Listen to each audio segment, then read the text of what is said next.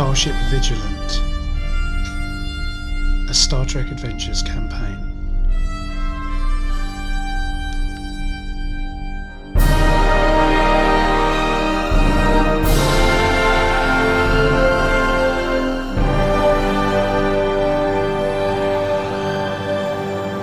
This is Starship Vigilant, session 61. Today's episode is Punishment and Crime. Today's date is 27th of September 2023.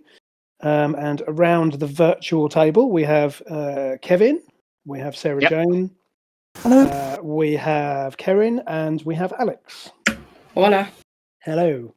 So we are still, for those of you, obviously Kevin and Kerrin, you weren't with us last time, so we are still in 2269, and we are still on board the USS Lexington.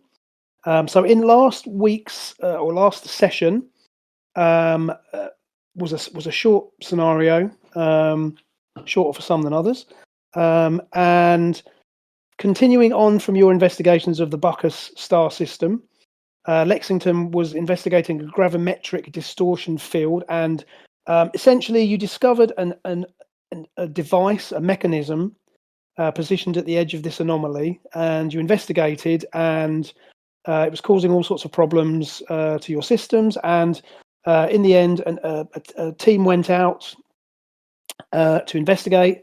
And in the investigations, Lieutenant Kerrin, who was one of the junior science officers on board, seemingly was killed or at least disappeared along with the mechanism. And so obviously you have since then the crew have been in a bit of a down phase. Obviously, whenever a crew member is lost, and particularly in such a manner, it's difficult to push through. However, you've continued to be guided by Admiral Stoker, who, if you remember, was the Starfleet admiral on board the ship, who turned up after your investigations of Bacchus and had encouraged you and essentially ordered you to carry on investigating the phenomenon in this region. So just to remind everybody, Kerrin is playing Captain Caryl Moore, and Alex is playing Commander Kamal Jitan, who's the Chief Medical Officer. Sarah Jane is playing Commander Waldemar Reiter, who's the First Officer and Helmsman. Kevin is playing Lt Cmdr Vaoret, who is the Andorian Chief Engineer. We also have with us Rafael Huerta, who's Mike's character, who's the Chief of Security. And your science officer is, I think, Lieutenant Terren, who's a Vulcan. So as we begin tonight, you are all... Oh, actually, before we do that, I just want to try something out. Just bear with. See whether this works. Yeah, we've got a little bit of theme music. Mm-hmm. Yay. Can you hear that? Can, yeah. Great stuff. A little bit of additional theme music to get us in the mood. Okay. I've realised I can't actually hear that. Can you not? No, but that's because I'm using my phone to run Discord, No, because of the better connection, and the laptop's muted. No problem. Okay, so as we begin, right? Can you all see that the scene has just changed? Everyone got that? And yeah. Yes. Yep. Yes. Cool. Okay, so as we begin, you are in the briefing room for the Lexington. So as you can see, you've got tokens here. So just as a little test, just grab a token. Everyone, just grab your token, would you, and just see if you can move it. And brilliant. Oh, that works well, doesn't it? By the way, I just wanted to ask, was the music supposed to stop? Because it ran for a couple seconds and stopped. Yeah, it should have done. Is it still going for you? No. I was just making sure. Yeah, no, I just played it a little bit just to test it, because again, I'm not a massive fan of audio cues, but again, I'm just playing around with this thing really, and it's a lot easier to add sound effects and music to this than it is on Roll20. You just literally drag and drop it in. So I promise I won't overuse it, but I just wanted to see what was possible. But I mean, that's also a lot easier with the tokens, isn't it? That's good. So everyone can see their tokens. And I mean, these tokens, again, they don't have any real special functionality. I've just created these icons have been created through the Modiphius website using the token generator that they've put up there now. So again, a nice little innovation. So anyway, you were all in the main briefing room. So Admiral Stoker, having been directing you from a distance, has now actually come on board the ship. And when she came on board a couple of days ago, and has ordered you to take her to a small uninhabited, or so she, well, as far as you know, uninhabited moon in the sector. And she hasn't really given you much information other than that this is a vital part of your investigations into what is going on with the phenomenon and the alien technology that you've encountered on Bacchus. So over the episode titles, Captain Moore's log reads: Admiral Stoker's wild tale may not be so wild after all. Our recent missions under her orders have allowed us to see things that defy traditional scientific explanation. What are we doing if we are not on a science mission after all? The Admiral has directed us to refrain from keeping specific records on our missions and progress, but I have to say that I am challenged, intrigued, and even a little bit scared. Space is huge, and we don't know who or what is out there, or what the unknown can do to those we love. There are a lot of factors to consider here. And as I say, you're on course to this moon, and you've called a briefing with Admiral Stoker. So this is an opportunity. You're all gathered together in the briefing room, and if you wanted to kind of talk to her, ask her any questions or whatever, then this is your opportunity to do so. You're due to arrive at this moon very shortly. And as per her instructions, you've been operating under quite a veil of secrecy. So you've been ordered not to, transmit mission details to Starfleet. And again, she seems, to all of you, she seems maybe overly paranoid. However, she's a Starfleet admiral, and so far. She's directed you, and you've come across phenomena, and as we saw last time, technology that is challenging your expectations. So, as I say, you're in the briefing room. So, does anybody want to have a conversation with her, or again, this is your kind of forum to ask questions if you want to do so. I think Waldemar would probably say to her, "We've put a lot of trust in what you've told us, and we haven't asked many questions so far, but you seem to distrust Starfleet itself. Is there a problem going on back at headquarters that we should know about?" She said, "Well, Commander, you've asked a question that cuts to the very heart of this.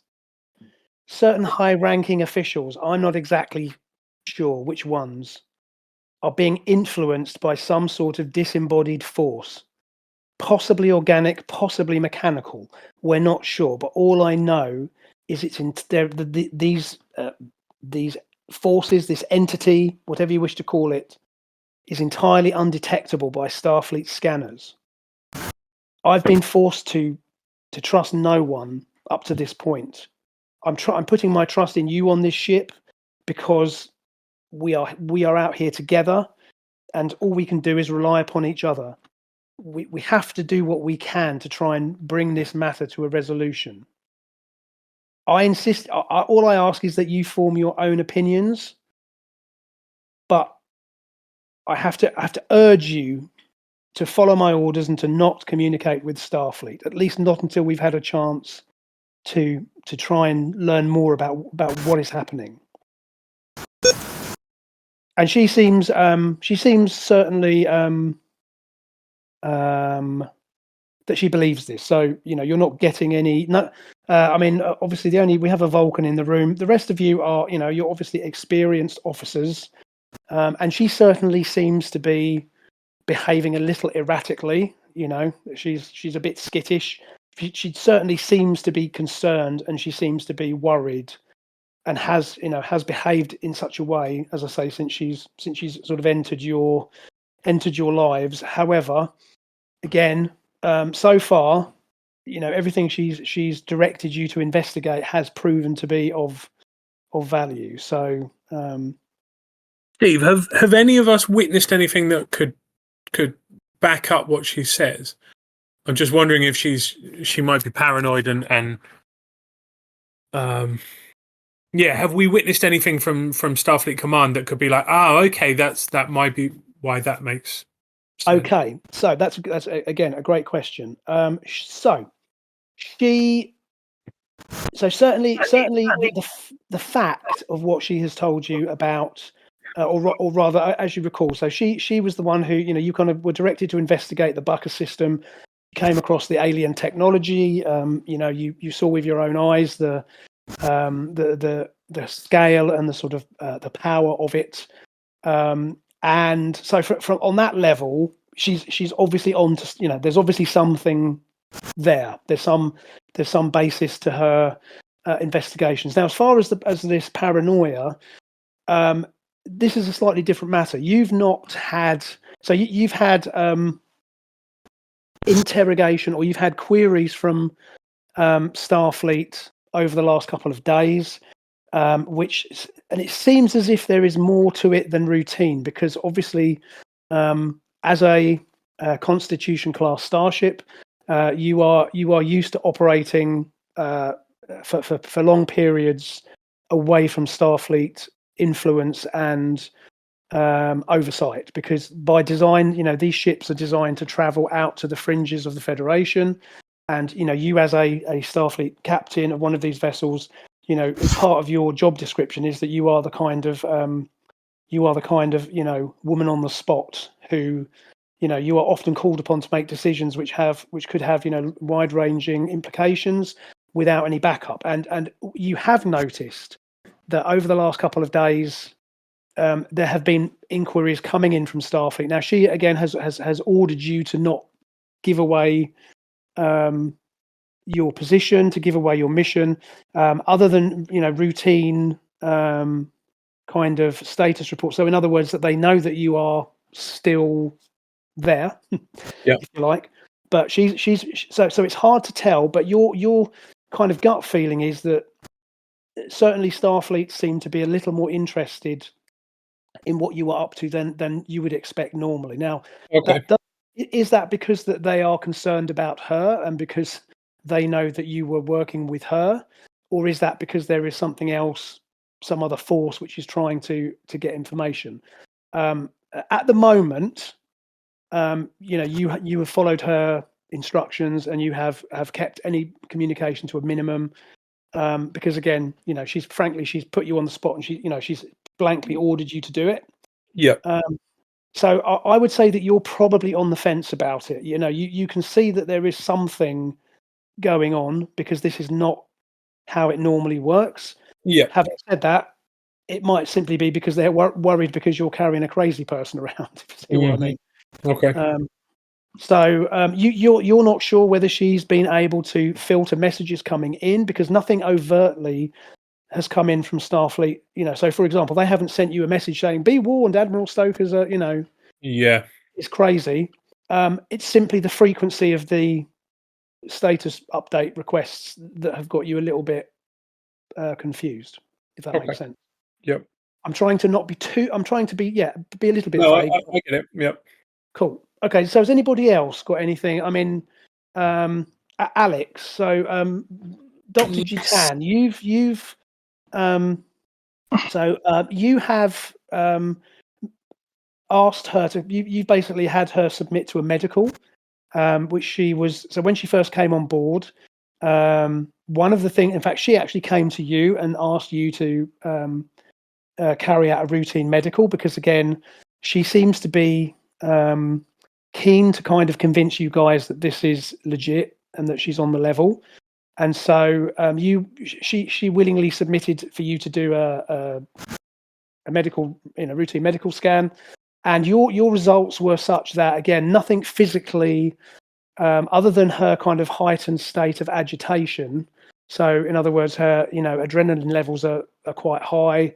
Blood pressure seems a little higher than normal. But all of the symptoms that you found in her simply seem to be a result of her being agitated, nervous. She's not frightened, she's not scared, but she's kind of nervous, and she seems to be on edge. And so you've not determined that you've not found any evidence of anything wrong with her, other than the fact that she's obviously on edge, if that makes sense. Yeah, so I didn't find anything else, nothing suspicious in any way. So you didn't find any little alien creatures in her cerebellum or anything? No, she came to you and offered, she wasn't ordered or asked to do this. She sort of offered herself up. And again, you're not sure whether this is a tactic by her to reassure you, or whether this is just a genuine desire for her to convince you all that she's on the level. But again, the situation is difficult because she is still she's still the highest ranking officer on board. And there is a point to which you can go without having to openly challenge her authority. Starfleet does have regulations in place for you to remove, a senior officer if you have to, if you feel that she's not competent. And so far, to be fair, she's left the job of commanding to Captain Moore. She hasn't, tried to take over. She's not tried to, she simply suggested and, ordered where necessary. But has, again, it's kind of on that edge of being unusual. And again, if it wasn't for the fact that you'd actually found stuff, you might be feeling maybe a little bit more concerned. But yeah, if that makes sense. Yeah.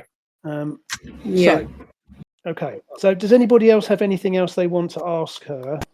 Nothing that jumps out. Okay. Bear with me a second. I was just going to look up that. Oh, here we go.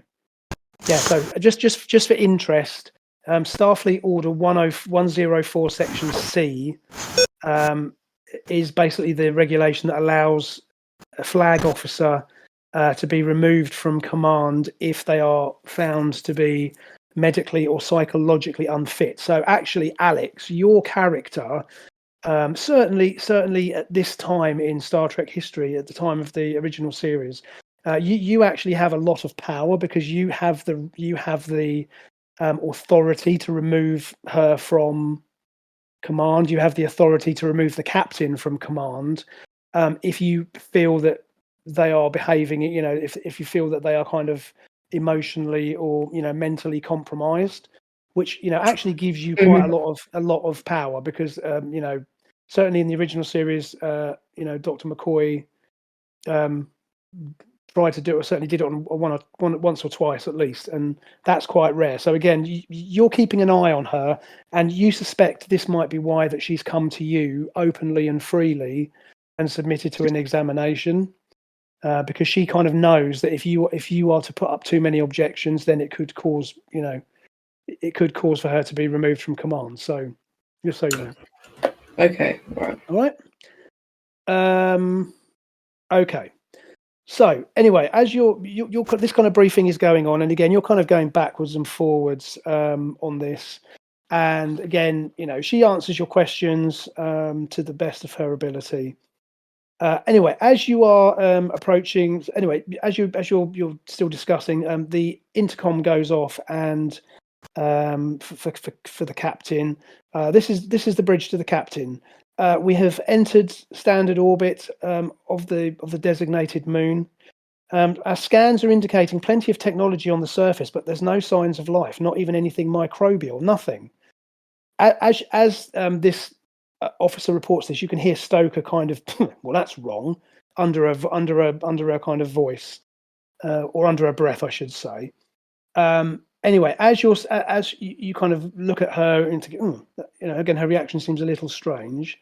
Suddenly, the red alert klaxon kicks in throughout the ship, and the intercom comes over and says, "Captain to the bridge, urgent." So you all can, you basically all relocate to the bridge. Yep. And hopefully you can hear. Can you hear that? Yeah. Yeah. And again, Yeah. just Yes. remember you can turn that down if it's too loud for you. Just use those controls to turn it down to a little background bit of background noise.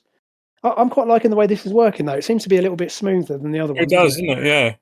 Yeah. And also, I'm having Yeah. fun with kind of looking at these kind of isographic diagrams rather than maps and things. But anyway, I'm horribly pleased by the perspective in the tokens as well. Yeah. you what? Sorry. There seems to be perspective going on with the tokens. Yeah. Yeah, it's cool, isn't it? I quite like it. Anyway, okay, so you all kind of run to the bridge, and basically on the view screen, you see this moon, which is you are in orbit of, and it seems pretty featureless, and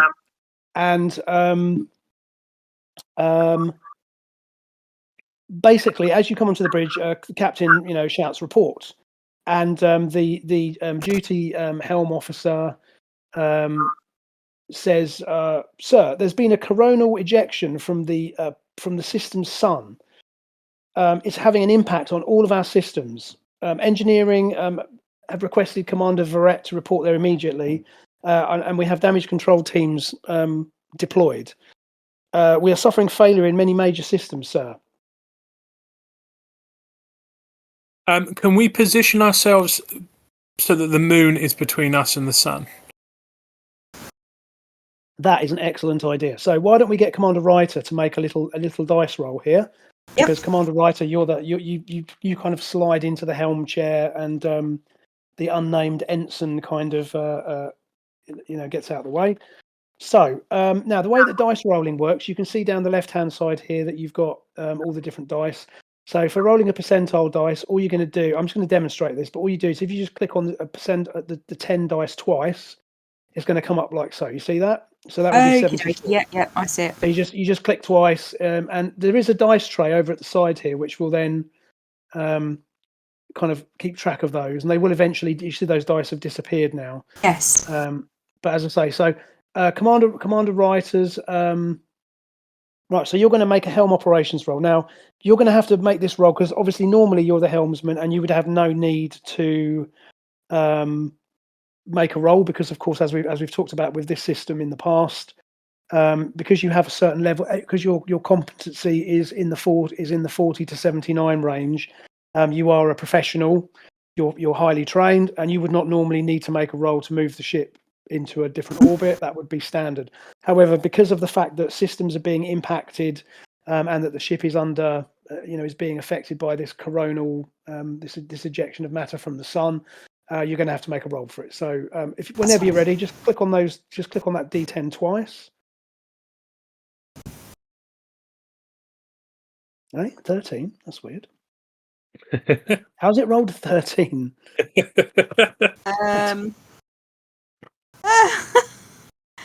Okay, try that again. So just click on the 10 and then click on the 10 again.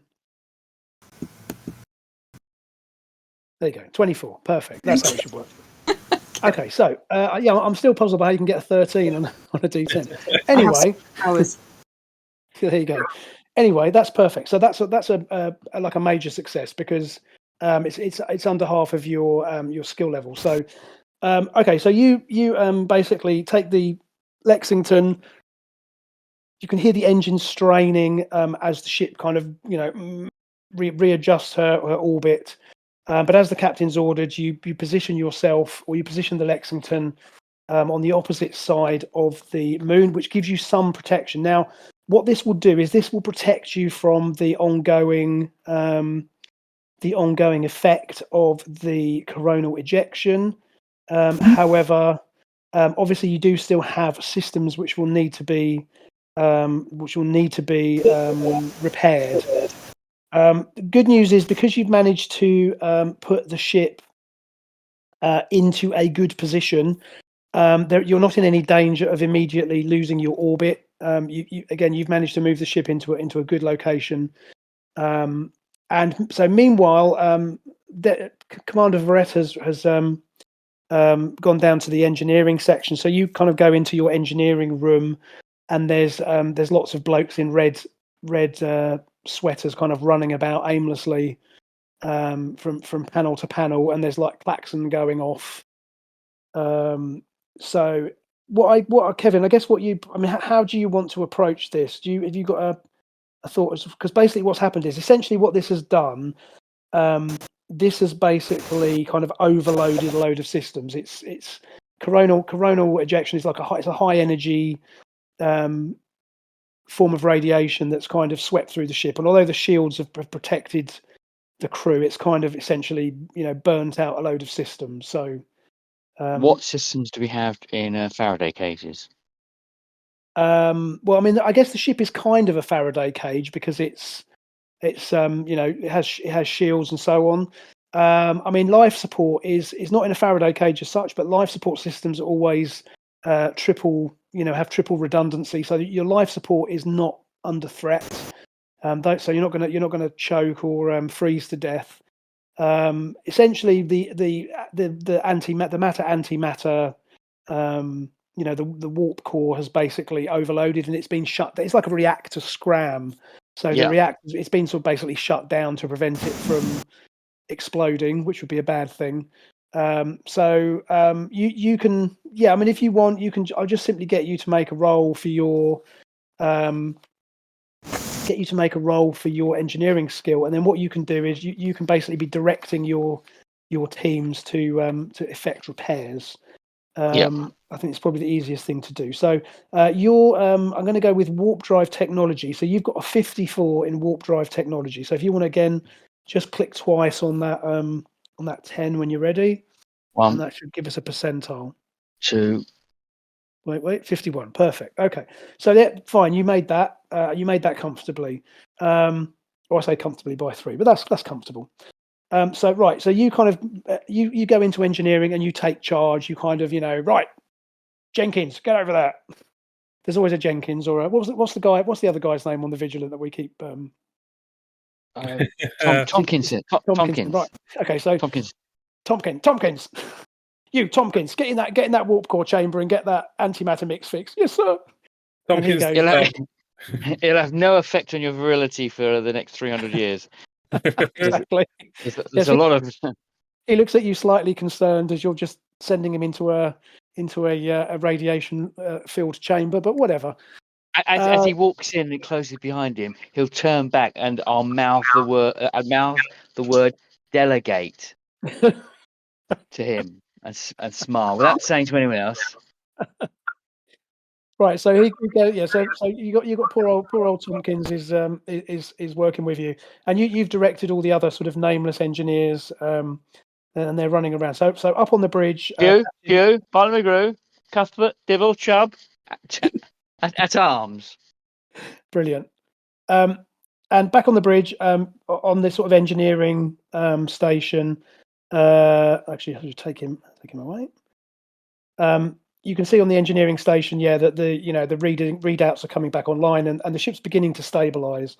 Now, Captain Moore, you're in your chair, and Admiral Stoker through this has been seems to be becoming more and more agitated as this is going on. So she's kind of come to the bridge with you, obviously, when this emergency has happened. And you can basically you're sitting at your chair, and you're obviously keeping track of everything that's going on because you're monitoring reports from people, and obviously there's reports coming in through your com panel on your chair, and it's like a constant chatter of status reports. But you can hear as you're sort of paying attention to this. And your job really is just to be at the top of the tree, and just to your people are doing their jobs. You don't really need to get too involved. Yeah. However, you can hear Admiral Stoker, and she seems to be sort of muttering to herself. And you can hear her, and she's, "This isn't right. It's too early. Too early. I can hear you. I can hear you. I'm coming. Yes. Take them as you have me. All is well. All will be well. All will be well." And she's literally muttering to herself under her breath, and you're not sure whether she's aware that you've heard this. She's she's just, again, she's not really doing anything other than just sitting there, or standing there, I should say, to the side of your chair, just kind of muttering to herself. And as I say, you catch bits of what she's saying. And obviously your mind is maybe on other things, but this is obviously somewhat of a cause for concern. And Dr. Jitan, because you're on the bridge as well, because you've got no casualties to deal with, because this emergency has been a systems emergency. There's not been any casualties. No one's been injured by this. And again, you're kind of, you can see the captain sort of almost like stiffens a bit, because the captain is, you can't hear what Stoker is saying, but you pick up on the fact that there's something going on here because of the way that the captain has reacted. Yeah. And I'm going to assume you just sort of keep an eye on the situation. Maybe you might try and edge a little bit closer to the admiral. Keeping an ear out, I guess you could say. Yeah, I guess so. But again, there is a lot of chaos going on around you, as again there are people coming into the bridge and there's lots of people running about and doing stuff. And again, she's just sort of whittering to herself basically. And as things begin to calm down a bit, so again the engineering have managed to get most of this stuff under control. Commander Reiter, you've managed to put the ship into a slightly more stable orbit, or you've put it in a geostationary orbit, which basically means you're essentially staying in position, so that you're keeping the moon between you and the sun. So you're not orbiting, you're not going around. You're literally keeping the ship in essentially relatively in the same position, so that the moon is always between you and the star. And that's been taking all of your efforts as well to keep that going. Be careful getting stuck between the moon and New York City. I'd give you an XP for that if I was able to, but it's very good. Anyway, okay. So as this thing's beginning to calm down a bit, Admiral Stoker suddenly comes over to you, Captain Moore, and she sort of she doesn't grab your arm, but she grabs the arm of your chair. Okay. So she stops short of assaulting you, which would definitely be grounds for kind of locking her up. But she kind of comes over to you and grabs the arm of your chair, and she's you kind of turn in surprise. They've taken my mind for the last time. Our answers are on the surface. Please, I have to get down to the surface. It calls to me. Only there can we begin the purge of this technology and bring peace back to our lives. You must get me down to the surface. So, how would you like to deal with that? Yeah. Take her Lovecraft books and hide them. Yeah. I would sort of like stand up and go over to her and say, "Are you okay? What's going on?" Yes, I'm pleased to have the support here, Jitan. Yeah, I'd probably put a hand on her shoulder and say, Admiral Stoker, are you feeling okay? I told you, I need to get down there. You have to get me down there. It's urgent. It's urgent. It's the only way. It's the only. And as she's kind of looking at you pleadingly, and her voice is beginning to raise, and again, Dr. Jitan sort of, you can see his hand is sort of reaching for his medical pouch. Yeah. Because he's like going, might need to tranquilize her. Yeah. Getting agitated. Suddenly, the helm, the navigator here. I quite like her look, actually. She's what is she? Denobulan, maybe? Anyway, whatever. I should know because I made it. But anyway, whatever. She sort of spins round in her chair and says, "Captain, I'm reading a power surge detected. There's a power surge on the surface. It seems to be some sort of a transporter." And as she finishes that phrase, Admiral Stoker suddenly... and hang on a minute. Did I put... I told you I've been messing around with sound effects. Let's see whether this works. Are our shields up already, so we're at red alert? Hold on. Did you hear that? I did hear it. Yeah. Yes. Right. The shields are up, and worryingly, she still disappears, literally disappears as Dr. Jitan is kind of just about, he's trying to put a hand on her shoulder to calm her down. She literally just disappears, and he doesn't vanish as well. no, it's literally the Admiral just vanishes. She literally fades away, and you hear a slight whine of some sort of what you presume to be some sort of a transporter, and you all kind of look around in somewhat of surprise because again the shields are up, and Lieutenant T'Pren sort of turns to her console. Oh, got a bit big there, and she starts scanning without having to be ordered by the captain. She kind of starts scanning to see what's going on, and she says, "Captain, I can confirm that the Admiral has been transported to the surface of the moon. I can't pin down her exact location. I'm getting conflicting readings. There seems to be. It's almost like she's in several places at once, which obviously is impossible, or certainly illogical. However, I'm definitely picking up trace of her life sign on the planet's surface." Okay, so we do have a trace of her life sign, but still no trace of any other life sign? Yeah, so I'm going to get I'm going to roll for the that's excellent. Let's roll for the science officer just to make things interesting, and I will abide with the results. So here we go. Lieutenant T'Pren. Okay. Oh, she's good at sensors. That's good. She's got 34. Okay, so she sort of again. I really should have put the sound effect for old Spock's scanning station, but I'll do that next time. So she she says, "A moment, Captain. I'm running a full scan of the planet's surface."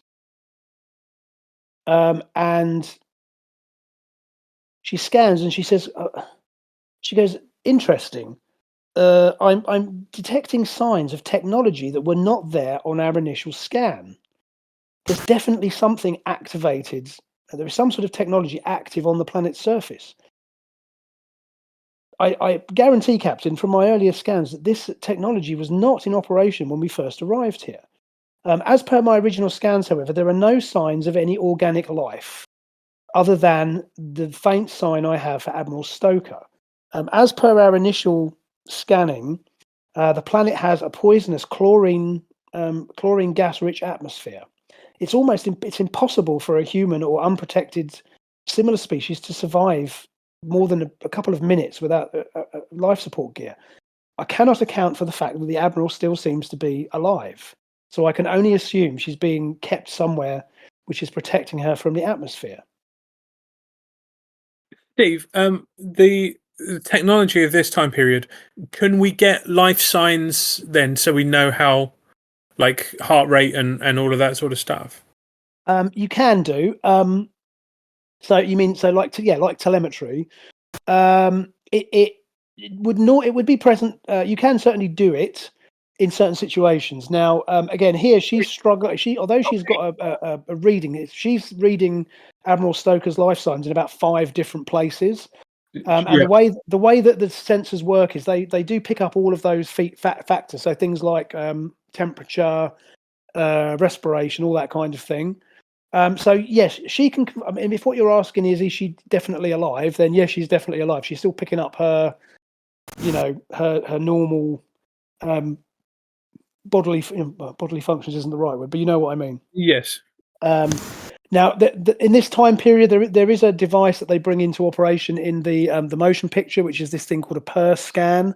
What they did was they essentially put a transponder on everybody's uniform that gives you much more detailed, life support information. So it was used to track people on ships as well, so they could keep track of everybody on the ship. So although she hasn't got that much information, she is still able to pick up the fact that, as far as she can tell, she's alive, and she shouldn't be, having that she's been gone for a couple of minutes and she should be dead by now. Yep. So she doesn't know quite how to account for it. And she's still trying to pin down a location, but she says the signal's almost like it's being bounced around. Okay. So we wouldn't be able to extract her then? Not necessarily. However, what T'Pren says is she can provide you with coordinates. As I say, she's picked up 4 or 5 possible locations. These seem to be these seem to be consistent. So, in other words, she keeps scanning and she keeps getting these same locations. So, what she can do is she can provide you with coordinates so that you could potentially beam down and, essentially beam down, investigate. If she's there, if she's not there, you go to the next one. Yep. Okay. She does remind. Obviously, she says, obviously, Captain, if you are going to beam down, you will need to take. You will need to be wearing life support suits, environment suits. Yeah. Again, the atmosphere has not changed. It is still, fatal if you're unprotected. Okay, so I think we're going to need to put together an away team. Beforehand, though, I'd like to send down some organic material and then beam it back up again, just to make sure nothing untoward is going to happen. Great. So, do you want to gather your away team and head for the transporter room, and then Commander Vaoret can meet you there and can make that happen? Does that seem reasonable? That sounds good. Yep. Okay, excellent. So, who? Silly question, I guess. Who are you going to take on the away team? Yeah. Well, we're going to need a doctor, aren't we? So Jitan's going to come, and we're going to need a scientist, and we're going to need so the usual suspects, I think. Okay. So what I'm going to do is I'm just going to give me a minute. I'm just going to see how quickly I can get this to work. Is Reiter going to go? It's certainly if you want. Yeah, absolutely. I mean, it's up to you. It's obviously it's Captain's discretion, but I mean, I don't see any reason why not. I mean, this is the original series, so the Captain and the First Officer always went down together, basically. Yeah. Yeah. I Pretty think much how it works, isn't it? Our cast of characters would all go. Yeah, yep. I think that's absolutely right. And again, that's kind of totally in keeping with the it may not be realistic, but it's what you would call genre appropriate, right? It's, yes. It's totally what would happen in the series is that everybody would basically go down. So what I'm going to do is going to quickly go to a new scene. So I'm just seeing how quickly I can. This is quite good because what you can do is you can sort of copy over all of the guys, and I can find. Oh, there we go. That in there. Brilliant. So can you see a new scene there? Yeah. Yes. Yes. Great. So why don't we, for sake of argument, we'll have I know she's not a transporter operator, but she'll do for now.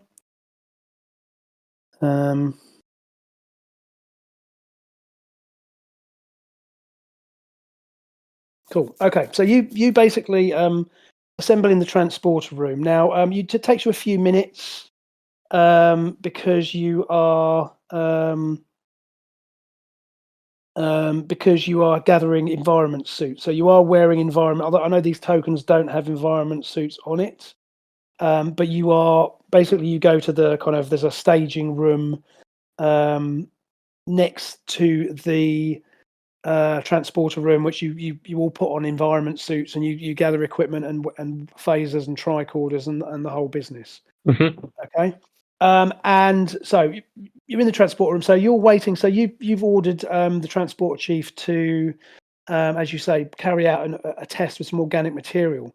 So she, as you enter the room, and again you're all getting suited up, and she's you can see that she's working on the panel. She says, "Captain, I'm not able to get a fix long enough to actually beam any of this material down. Every time I try and beam the material to the surface, then I lose my signal lock, and then the signal lock then seems to jump to another location. And then by the time I've reallocated the targeting scanners to that location, then the lock has been lost and it's gone to another. I can't honestly say it is safe to transport you down at this point." Okay. Are we going to have to shuttle down then? Is that any suggestions? Yeah, I mean, a shuttle is totally viable because again, the shuttle is not reliant on. The shuttle is obviously not reliant on coordinates to get you down. You can get to the surface, and then I guess you can see whether you can actually locate her from there. So yeah, I'm gonna ask the transporter chief to continue running tests and see if, because it would be great if we can get an extraction. Also, if we've got 5 points to keep moving between, if he can get it working, then we can jump between them. But in the meantime, I think we all board a shuttle and head down. Awesome. Okay, so she says, ISA, and she does that. So you can all, I mean, basically, you're all going to need to keep your environment suits on anyway. Yep. I mean, obviously, you can probably take the helmets off and stuff, and you you head to the turbo lift and head down to the shuttle bay. So when you arrive at the shuttle bay, and I'm not going to drag another image in, but it just goes to show how easy it is to, throw in a background. I'm quite liking that quite a lot, actually. And again, with a little bit of prep, it's actually quite easy to just have pictures ready. But anyway, so you head down to the shuttle bay, and yes, you're all still wearing your sparkly TOS environment suits. And sure enough, a shuttlecraft is being prepped, and you all sort of come on board. I take it, who's going to fly it? Is it going to be Reiter going to fly it, or are you going to get the Vaoret to fly it? It's up to you, really. But Reiter can fly. Yeah, I think Reiter's that. Reiter's got the highest skill. Pretty sure. Oh yeah, Reiter, you've got a higher shuttlecraft pilot skill. So, Do you want me to roll? Okay. Or... We'll give us a sec. So basically, you all kind of traipse on board, and you've gathered all your equipment. So Dr. Jitan's got medical kit. You've obviously got spare environment suit as well, which will be important if the Admiral is indeed being kept somewhere, inside. But if you need to transfer to the shuttlecraft, obviously she's going to need an environment suit. So you've got some spares, and you've gathered all your equipment, and you board the shuttlecraft and cue. Model shot of the shuttlecraft leaving the hangar bay, and you proceed. And so, Commander Reiter, I'll get you to make a shuttlecraft piloting roll. So just roll again 2d10. Okay, we'll go with that. I think if you click it and the two clicks are close enough together, it knows what you're trying to do. It actually does it as one. Okay, perfect. Yeah, that's good. All right, fine. So that's actually, that's slightly above your skill, but it's good enough, because again, this is only really for you to make sure that you keep the shuttle out of the direct line of the coronal ejection. Again, that's still going on, but it's a natural phenomena. So you basically pilot the shuttlecraft down, again, keeping the bulk of the moon between yourself and that. There are a couple of hairy moments as the shuttlecraft butts about as you're sort of bringing it in, but you basically proceed to the surface without any further incident. There we go. So as you begin to clear the cloud cover, you can see that the surface of this moon is absolutely littered with ancient ruins. Obviously very similar to what you had seen on Bacchus, with the exception that this planet does not have the giant monolithic structures that you were familiar with on that planet. But again, certainly this at first glance, this architecture seems to be very ancient, of a similar age to what you'd encountered on Bacchus. You can see that these cloistered buildings are crumbling, and many have almost become part of the hills and mountains. At first glance, without looking too carefully, you might almost think that this entire moon was once a single thriving planet, much like Coruscant, to cross the streams a little bit. No signs of activity or life can be seen. So as you fly over, and again, your shuttlecraft sensors confirm the toxicity of the atmosphere. So that's not an illusion. It's not it is legitimate. And having said that, however, you can see your sensors have cleared, and you now seem to have a single location for the source of the transporter beam for Admiral Stoker. And as you're moving in closer, again, you're convinced that these buildings are of an unknown alien design. They don't match anything other than Buckus. There's no similarity to known architecture. One might almost say Cyclopean, Kevin. That's a phrase I might be tempted to use. Are there any bas reliefs that we could made of There's bound to be, soapstone isn't we there? could check? Yeah, there's bound to be. And as you get closer, you can see the shuttlecraft comes in closer to the source of the transporter beam. You can see what appears to be almost circuitry, long since destroyed, running through the panels and walls. Again, similar to that. Reminds me of the paintings of Rorik. There you go. And similar to what you encountered on Buckus. And again, there's no vegetation that you can see. But basically, you bring the shuttle into land, and obviously you take a few minutes to get all of your equipment on, and you all have to check your environment suits and everything to make sure that everything is okay. And once you've done that, you basically vent the atmosphere from the shuttle, and you can exit the shuttlecraft. So as you come out of the shuttle, before we get out of the shuttle, before we open the doors, as we land, we do want to do a surface check of the atmosphere, because it's all well and good checking for the atmosphere and the contaminants in space, but now we're down on the ground and can physically check. I think we should do a quick surface check of the atmosphere to see if there's any discrepancy between up there and down here. Yeah, no problem. That's absolutely fine. I'm just having a look at what's the name sheet. Okay, yeah. So T'Pren runs a scan. I'm going to try that again, Sarah Jane, because you want me? No, I'm just curious. Maybe it work that way. Hold on. Yeah, there you go. You're right. Yeah. So if you double click it really quick, it does actually pick it up as a percentile, which is great. Anyway, yeah, because I'm still learning this a little bit, but I am liking what I've seen so far. So yeah, she runs a scan, and her scans confirm what you were able to read from the surface. So it is a toxic atmosphere. Pressure, etc., are all fine. It's simply that it's composed of essentially it's poisonous gas, chlorine, essentially. And again, you couldn't survive unprotected for more than a couple of minutes. So that all bears out, and that all seems to bear out what you were able to detect from orbit. So are you, Captain, are you okay to go ahead and exit the shuttle? Yeah. Okay, so you push the door, as I say, you evacuate the shuttle's atmosphere, you open out, and you emerge into what looks suspiciously like a sound stage in 1967.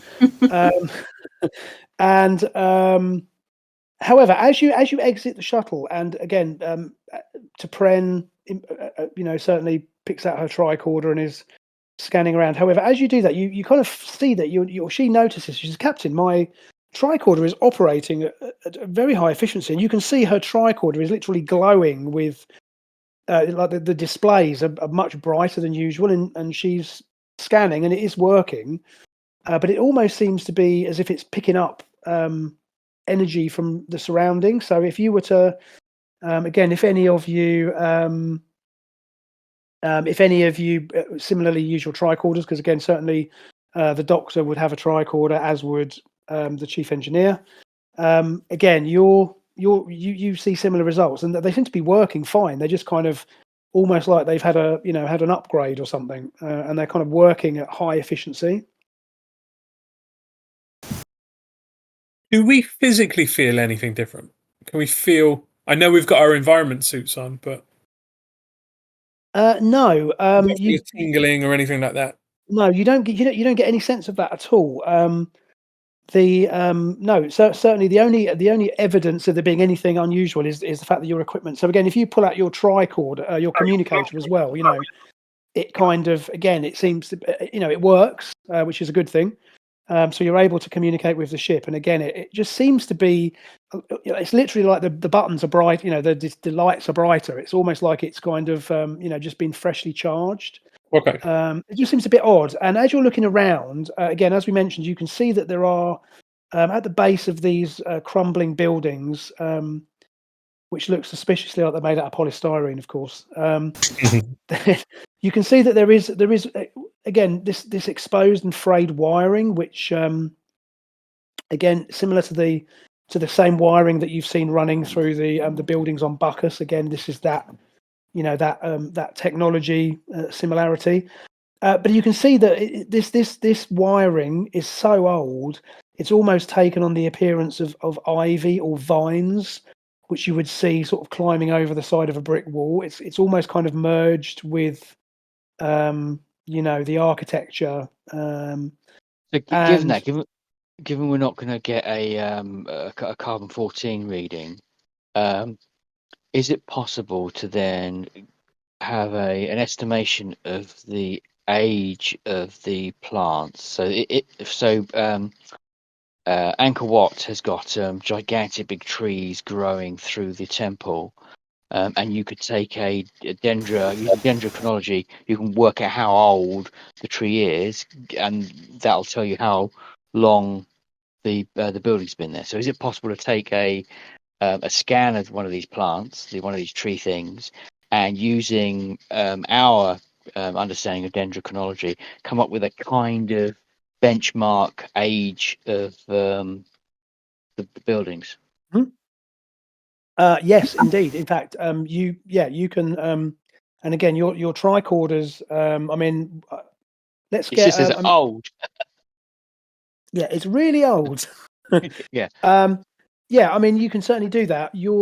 Kevin, actually, you can roll for this. Now, I'm going to double your so you've got a small equipment operations skill of 20, which is normally what you would use to operate a tricorder. But I'm going to double that because of the fact that your tricorder is running as if supercharged. I'm going to give you a 40% chance to run that calculation. Yeah. 02, bloody hell. Well, that's good. Okay. So I double click that twice, the same as yeah, that seems to work, doesn't it? That's pretty good, actually. I like that. Okay, so you you've nailed that as well. So you are able to tell that this so what was it you were scanning? One of the trees, did you say? So essentially the tree's going to be It's X amount of years old. It's going to be X amount of years old, and that will tell us when the buildings were abandoned or the last point of because you're not going to be able to tell how old the buildings are unless you can dig them up and get some plant material from underneath, and then you can do a carbon 14, and that will tell you how old the buildings are. But you'll be able to get a rough age of 1,000 years before they were kind of abandoned because the plants overgrew them. You estimate your readings indicate that these structures and these vines / trees are somewhere in excess of 15,000 years old at a minimum.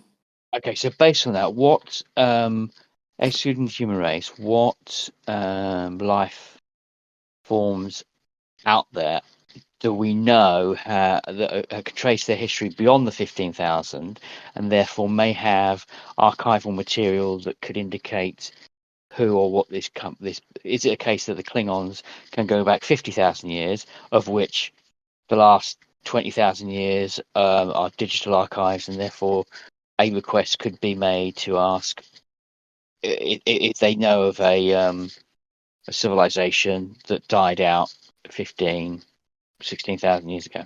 Right. So the only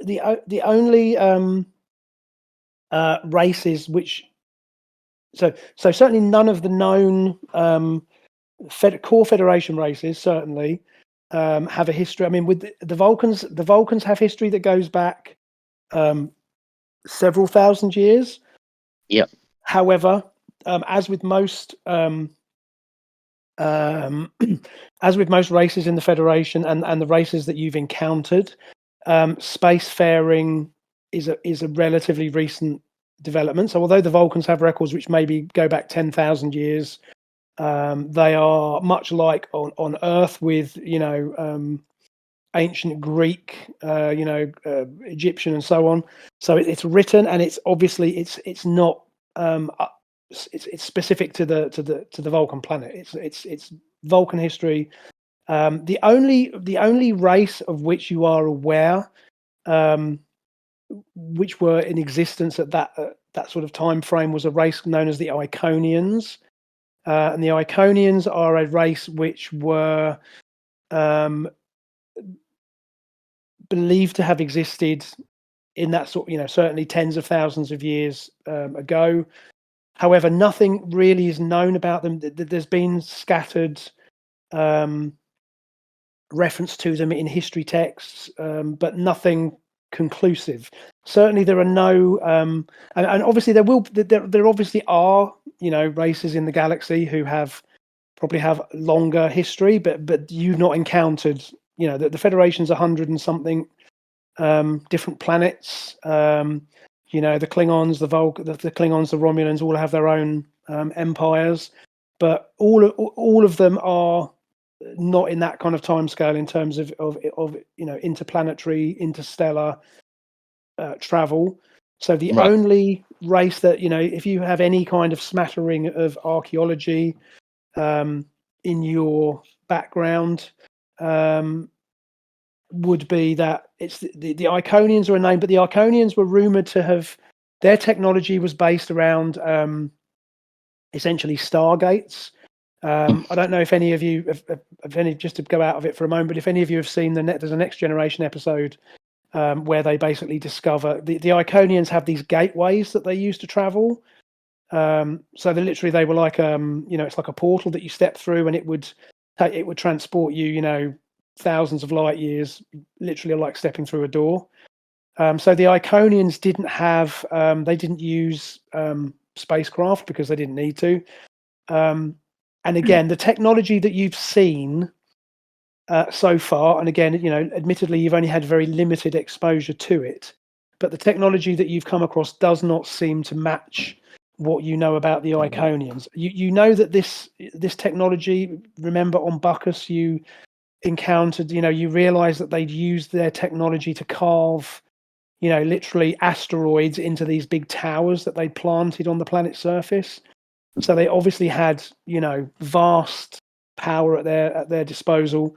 But again, given that you are at best a layman in terms of Iconian history, and I'm just looking through the character sheets, and I don't think any of you have got any real skill in history. Correct me if I'm wrong, but I don't think anyone has got anything. Just checking. Because all of you have, for example, Federation culture / history, which is specific to, your home world and the sort of worlds of the Federation. But I've got 20. Yeah, I mean, again, if you want to make a roll, that's fine. Because again, certainly, go ahead. You can make a roll. That's fine. See how you get on. Okay, let me get back onto the right. Yeah. Okay. Well done. 14.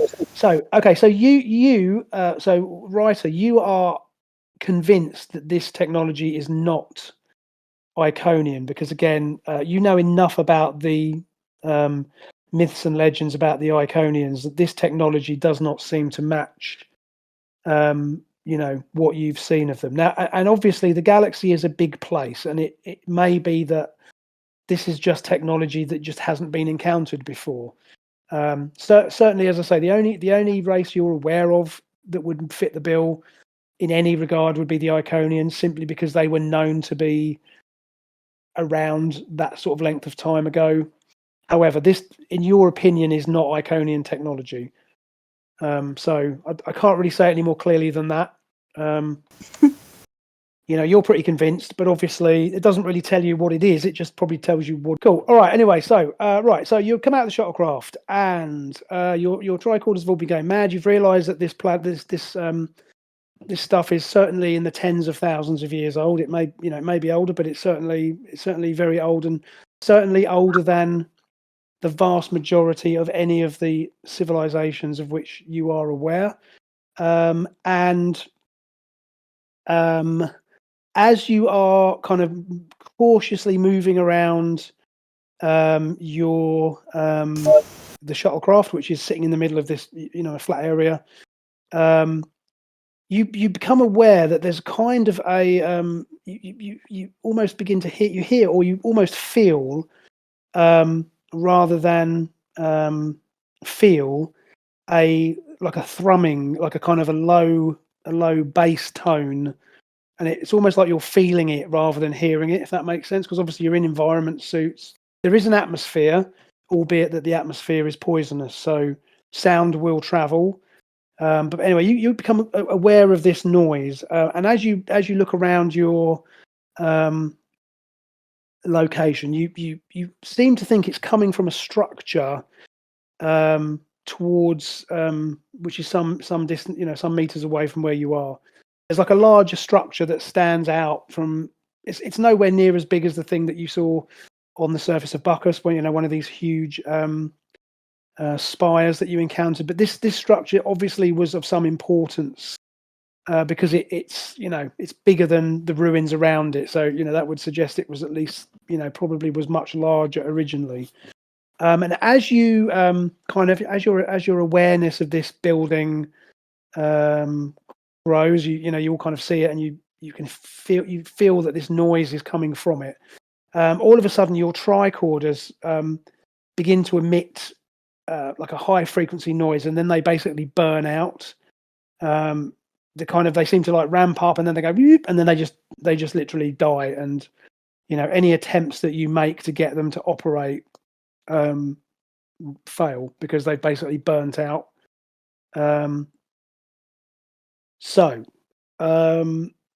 This structure ahead of you seems to be the origin of this noise, and it certainly seems to be likely that this is the location to which the Admiral has been transported.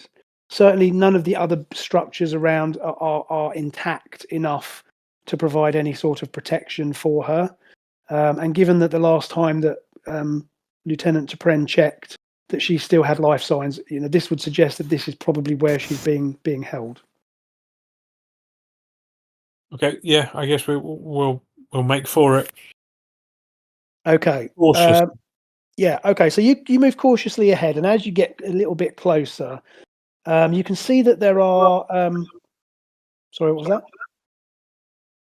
I think that was me echoing. As you get closer, you can see that there are basically lots of pentagonal shaped doors, but they're basically openings in the side of the structure. And as you get closer, you can see that these obviously open out into tunnels, which head into the center of the building. And given that you don't have any means of detection, you presumably will just pick a tunnel and follow it and see where it takes you. Can we call out her name? I guess you can. I guess the suits have probably got speakers. The suits have probably got. I guess the suits have got speakers built into them. I can't imagine they wouldn't have. So we hear. But before we call out any names, obviously, it would. Have you changed your name? Is it Gloria? No. It would be better to do a scan of life forms in the area to make sure that we haven't got tricorders anymore. Yeah, you got no tricorders. They're burnt out. Yeah, they've literally overloaded with the energy that they were being infused with has basically eventually just burnt them out. Just worry shouting out might infect, might bring other beings, creatures that unwanted guests.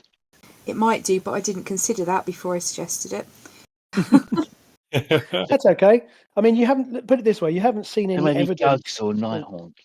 You haven't seen any evidence.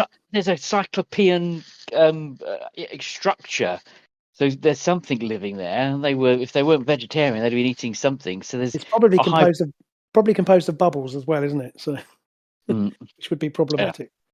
Yeah. I mean, basically, you haven't seen any sign of any other form of life while you've been here. Again, it's not impossible for there to be life forms on a planet with a chlorine based atmosphere. Of course, it would just be a life form that had evolved on that planet. But Certainly, Life there's not nothing. you know it.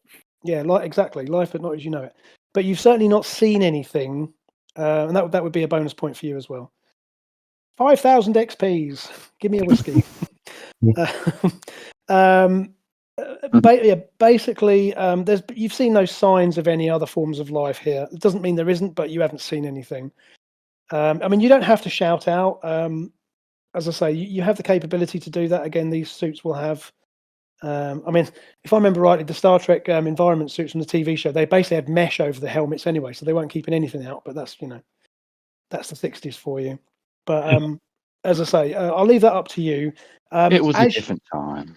Yeah, as you progress in, you basically cautiously, head down one of the tunnels. Obviously, your weapons don't show any signs of overloading yet, because that would be very bad if a phaser decided to overload. But certainly, I'm assuming you will have checked. Certainly, Huerta will have checked your weapons, and your weapons seem to be operating. I mean, you haven't actually fired them, but they're not showing any signs of overloading. So I would presume you would probably all be cautiously, proceeding with weapons drawn, just in case. And as you progress slowly onwards, and it's quite painstaking progress. The tunnels get a little bit narrower, and because you're wearing quite bulky suits, you kind of have to turn sideways to get through. But at no point are you're not in any danger of getting stuck, but it just gets a little bit tighter. Right, I want everybody. Can everybody make a what would be a good thing to roll here? I guess interesting. I don't really have a notice roll, so let's just go with a luck roll actually. So if everybody can just make a luck roll, so that'll again be a percentile dice. Just tell me if you make What it. do I need to roll? Sorry. Okay. So we've got Kerrin's got a 50. So what's your luck, Kevin? 57. My luck is. Mine's 54. Okay. You sit at 21. Oh, fine. Okay, so you didn't do it. Reiter, you didn't do it. Yeah, Alex, just click twice quickly on that D10. Oh, there we go. Kerrin's got 40. Okay. 52. What's your luck? Yeah, that's good. Yeah, that's perfect. What's your luck score? How do I see that? Would that be in my character I'll sheet? find it. Don't worry. Yeah, it's on your character sheet, but I'll find it for you. I've got it right here. Your luck is 80. Ah, look at you. Fine. So okay. So as you're walking through this tight tunnel, you actually you sort of get everyone to stop for a second, and you see on the floor that there's boot-shaped prints. Sorry, could you repeat that? I lost you for a second. Sure. As you are going through this tunnel, you're all looking around, and Jitan, you suddenly notice in the dust on the floor in front of you, you see what appears to be boot prints, and they are obviously human. They are obviously human boot prints, and have obviously been made very recently. So the obvious conclusion would be that these belong to Admiral Stoker. So am I able to scan them and see if I can find out any more information? No, the supply cord just burnt out, didn't it? Yeah, but you simply, presumably, you just sort of point it out to everybody else and say, "Look, footprints," and that if nothing else, that tells you that you're kind of on the right track. And you proceed on for another few meters, and you come to a ledge, which you have to basically drop down a few feet just to carry on. Your progress is sort of halted for a second, but again, nothing that you can't navigate without. It just takes a bit of effort. You have to sort of help each other to drop down like a meter drop down onto where the tunnel continues. And then as you carry on, you begin to notice that you begin to see filaments of this cabling and metal are as this passageway begins to open out. There are filaments of this cabling that you saw on the outside that was exposed, and it's it's more concentrated here. And as you move further on, you begin to see that it's coming away from the walls, and it's actually beginning to form like a kind of almost like a web through the middle of this big chamber that you've entered. You've entered a big central chamber, and you can see that there's all these filaments and cables kind of stretched around, and you're having to then push your way through this a little bit. But as This is where the Shoggoth appears. there's always a Shoggoth. But as you can see that you are still following these footprints, so you are still heading in the right direction. Now I want all of you just to make a dex roll, because this could cause you a problem, because as you're pushing through this, bearing in mind that this stuff is made from metal, it is potentially able to damage your environment suit. So we want to check that. What do I need to do for dexterity? It's going to be a dexterity. So again, you just roll your 2d20, roll your 2d10. Just remember the number, and then if you have a look on your character sheet under dexterity, you need to roll under your dexterity. I've rolled 97. I don't think I needed to check the sheet. Yeah. Also, I've rolled 88, but I don't know where you've also to Not find since it. you're lying face down in the mud. Has anybody actually succeeded at this? Yeah, I did. I succeeded. got 15. Okay, fine. So you two are kind of able to go through. The rest of you, we'll assume that that Huerta is okay. So you two both suddenly realise that you've actually you suddenly go and you realise you've actually punctured your environment suit. So however, it is a matter of a moment or two for you to apply a. You can apply a patch. Basically, the suit you've got on your suits, you've got patches which you. So it's an uncomfortable few seconds, and as a result, you simply are going to move forward a lot more carefully as you progress onwards. Again, you're still following these boot prints, and you can't quite understand how Stoker would have been able to get through this without being, killed, basically, because this as far this area is still obviously toxic. But as I say, you push on just a bit more carefully, and as you are reaching what you presume to be the center of the building, you begin to you can still hear this thrumming sound, or in fact you can hear this thrumming sound much more clearly than you could before. It's not uncomfortable, but it's definitely there. And again, you're still following the footprints, and as you push onward, and again, this isn't taking you about 20 minutes or so to get this far into the building. And obviously your progress has now slowed. Again, these filaments and these cables are now kind of pretty much almost entirely blocking your way. You have to sort of carefully pick your way around them. And let's make a roll for, who have we got? We've got okay. Right. So Captain Moore. Yep. As you're sort of leading the way through, and you almost trip over what appears to be the skeletal remains of a humanoid, which is basically on the floor. Again, it's kind of covered by some of these filaments, and you only really notice it because you literally trip over it. Okay. And again, you can see that this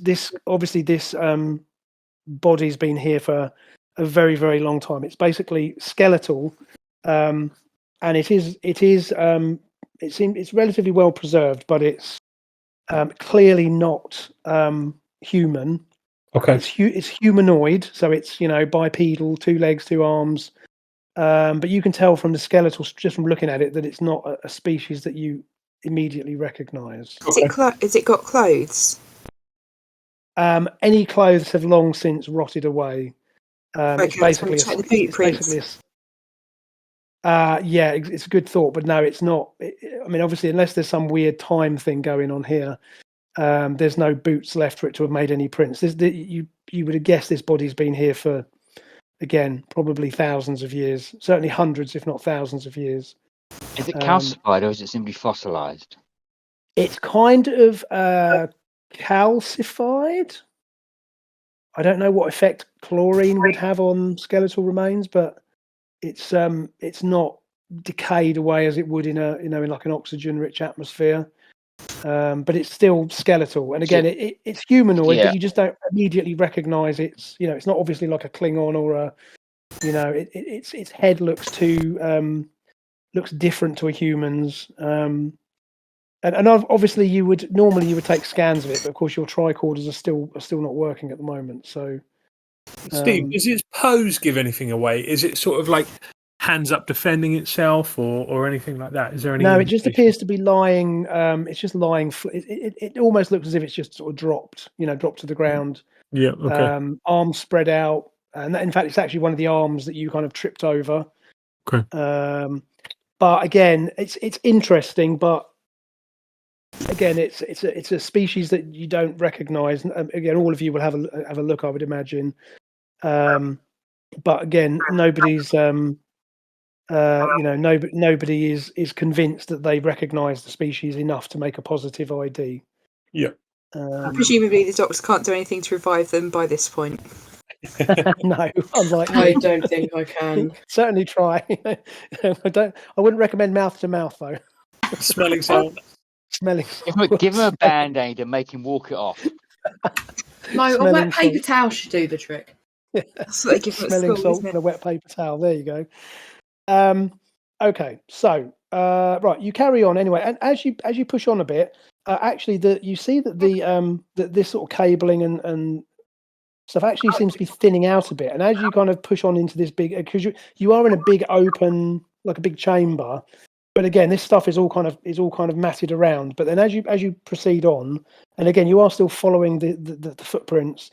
Actually, these cables begin to kind of coalesce, and then you can, as you look ahead of yourselves, it clears a bit, and you can see that they all seem to coalesce into what looks like almost like a ball in the middle of the room, like a massive twisted ball, which is it's like a ball of string, but it's formed from all of these.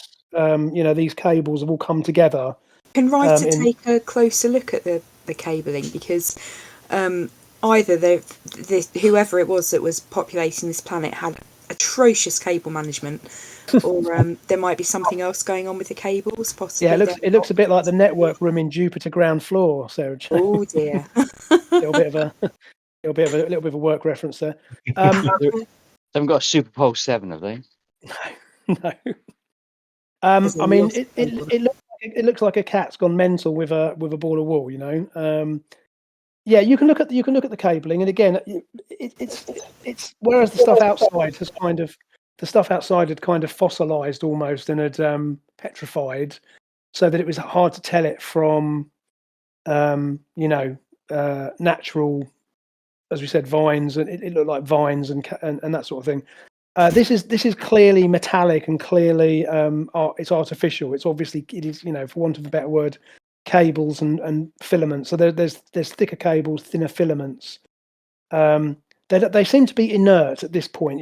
You're not getting any. There's no like obvious energy running through them. You haven't got any of that blue glow that you've seen before. And again, other than this thrumming sound that seems to be coming from the center of the room. It just, if you hit it, it's metal. If you sort of whack it, it kind of goes ding.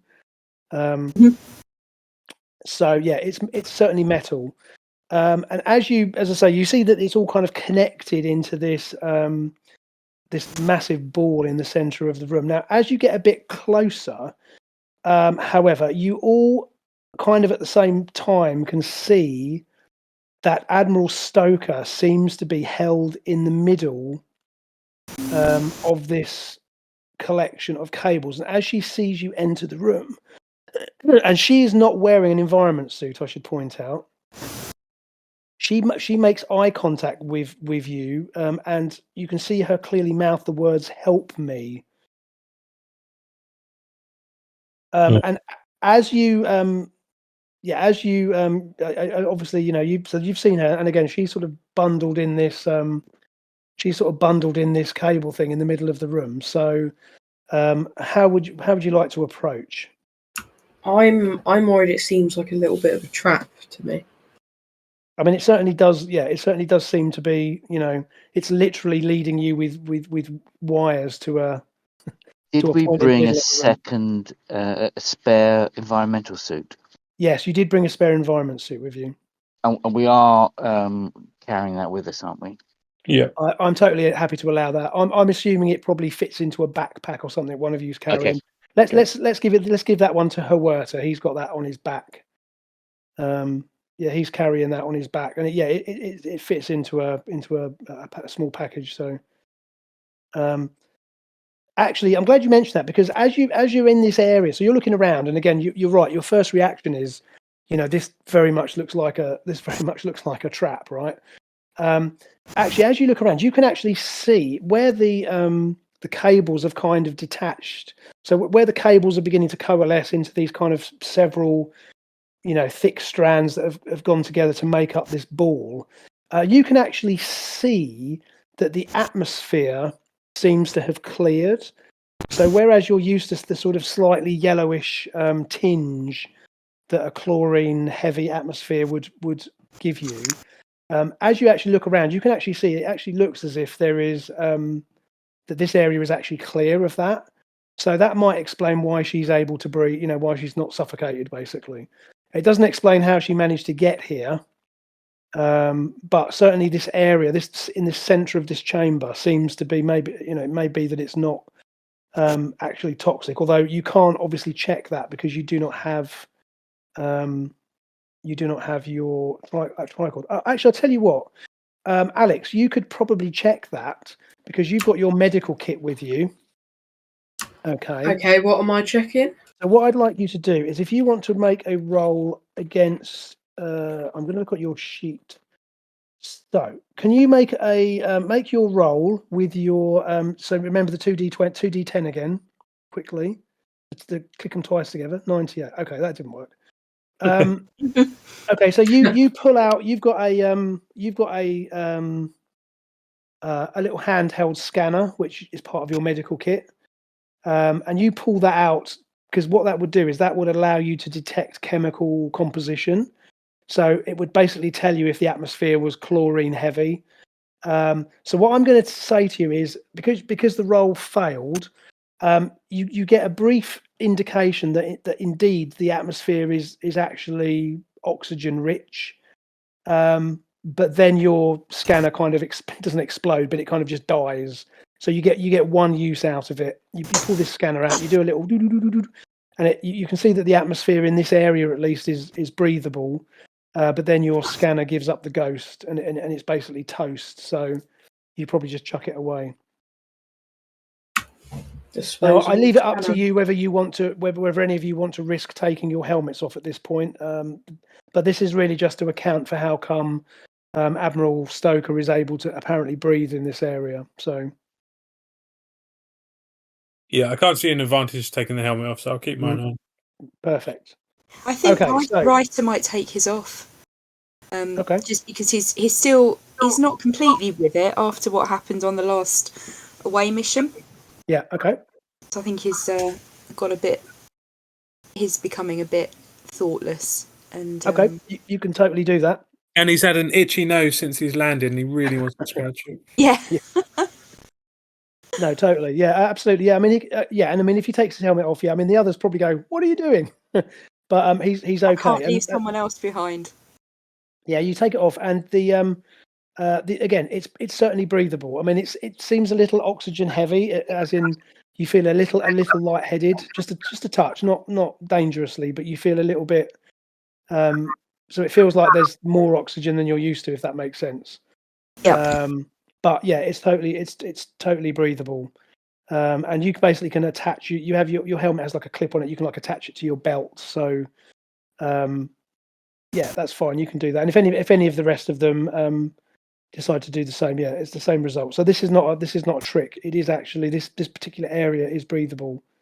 Although again, you can see as you look around, further out towards the edges of this room, as you move back into the cabling that's thicker, you can still see a yellowish haze. So you suspect that it's literally this central area that is clear. Can I shout over, Stoker, what's happening? And she just you see her kind of try to break free of her confinement.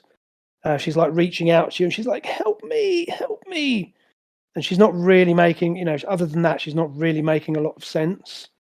So would you like to go, do any of you want to go any closer, or? I was wondering about take a step taking back. a phaser to the cabling leading up to her. Okay, you can certainly do that. Yep. Hold on 1 second.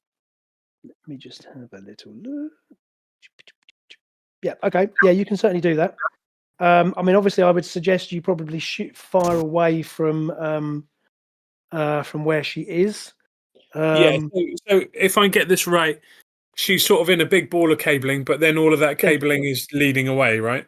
Yeah, there are several. So if you imagine the outer edges of the room are kind of literally full of this mesh, this like cabling and filament everywhere, but then they begin to kind of gather together, and it kind of all comes together in several thick bundles of cable and filament, which all lead into the center of the room. And then, as you say, that then forms like almost like a ball of wool in the middle, and she's kind of trapped in that. So you can certainly shoot at one of the branches that are going into this ball, and you can certainly do it enough away from her that it's not going to cause her any. It's not going to be. You're not going to be shooting near her. Let's put it that way. Yeah. I'll give that a shot. Okay, so you draw a phaser and you kind of set it to a mid-range setting, because obviously I guess you probably want to try it and see what happens rather than just going straight for the the highest setting. So you set it on a mid setting, and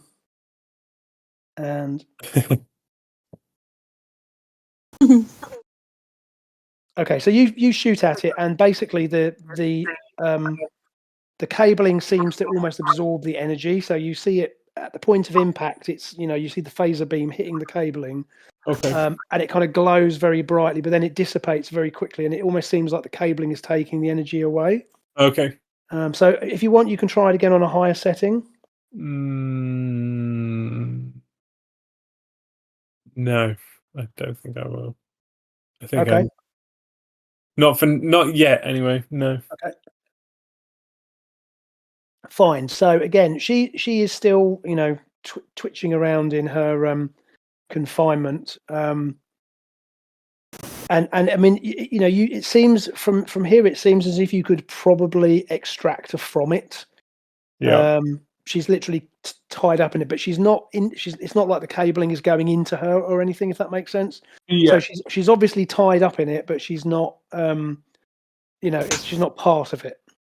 Can we, our communicators? Can we contact the ship? You can certainly try. Yeah. Yeah. Can I try? And I just want to see if they've been able to pinpoint our location at all, get strong fixes on us or anything like that. Okay, you can you flip open your communicator, and you notice as you noticed before that all the indicators on it seem to be quite bright, but it does seem to be operating. So you say more to Lexington, come in, and they say Lexington, and you get this kind of echo effect. So they can hear you clearly.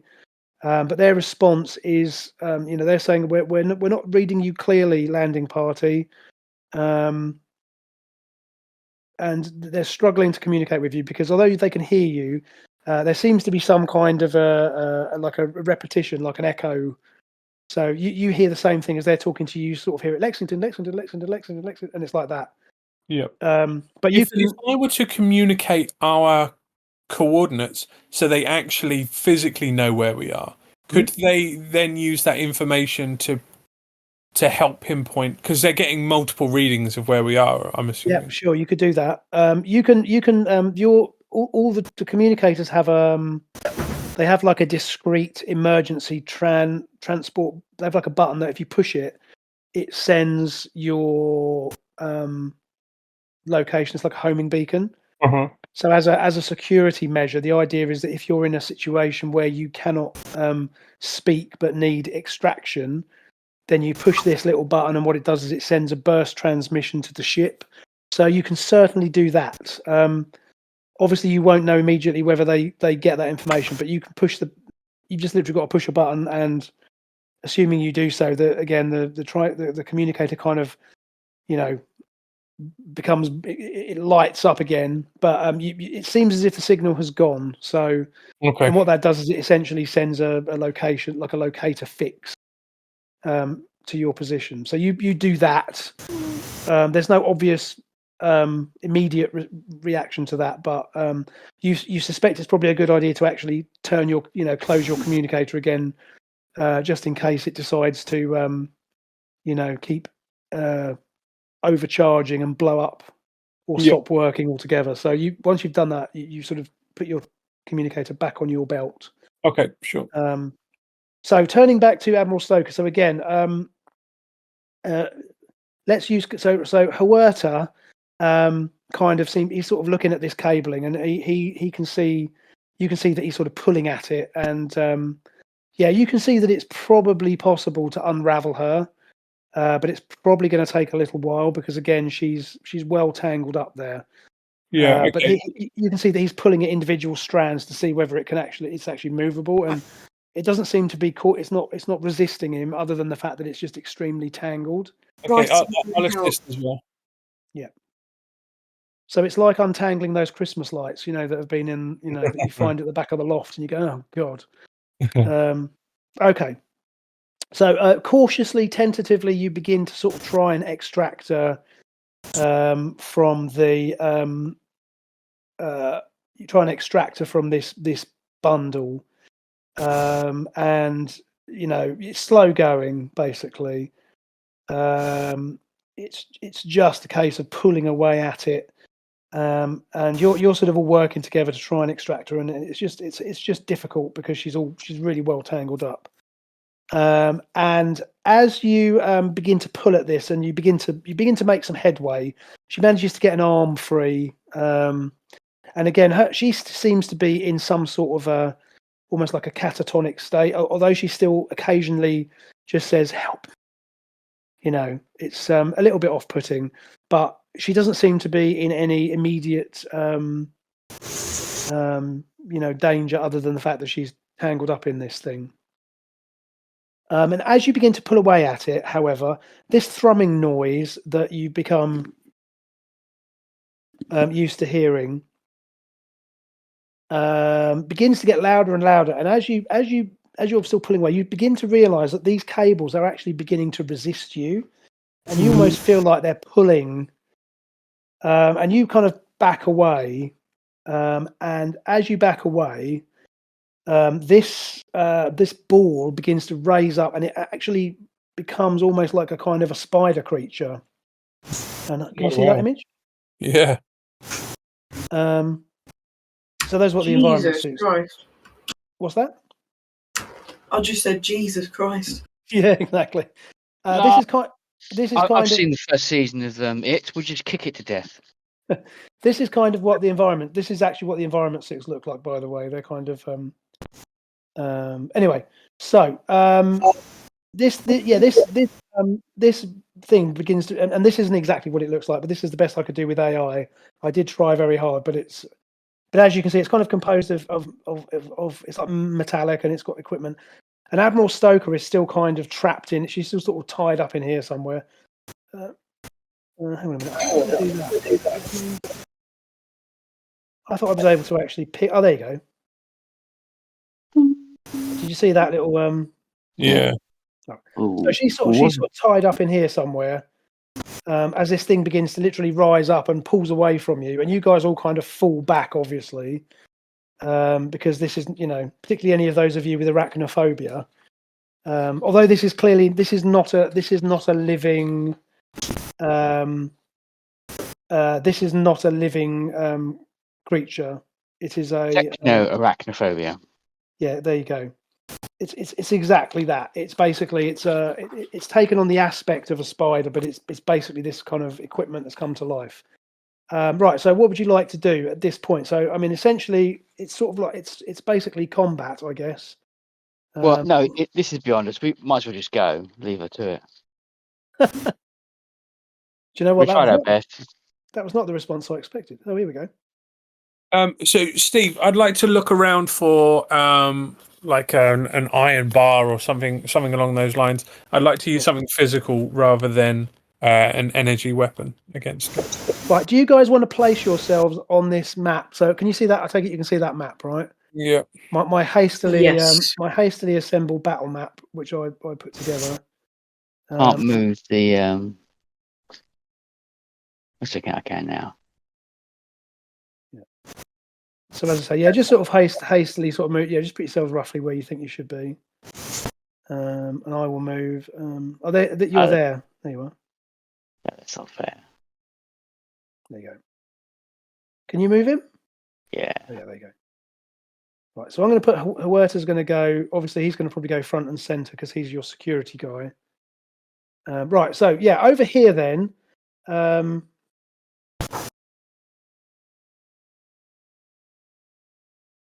I'm still trying to ping that thing. I haven't quite got the hang of that. That's annoying. Oh, there you go. So over here, there's a mass of bits and bobs, and you can, yes, certainly, Kerrin, you can pick up a, yeah, as you say, some sort of an iron bar. There's certainly plenty of debris around, and yeah, fine. So you arm yourself. Let's have a look. You arm yourself with that. Fine. So, what would you like to do? I mean, are you going to? So, the way combat works in this system differently, and I'm not going to go through all the ins and outs of the combat system here, because frankly, it would take a long time, and I don't think it would really do too much for us. Basically, in the FASA game, you have these action points. So I'm going to sort of, you tell me what you want to do, and we'll see whether you've got enough points to cover it. I want to. I can see that people are heading over to the pile of bits and bobs, which I can't quite get to. So I'd like to throw a stone at it and then run off to the sides, try and distract it so that they can pick up bits without being seen.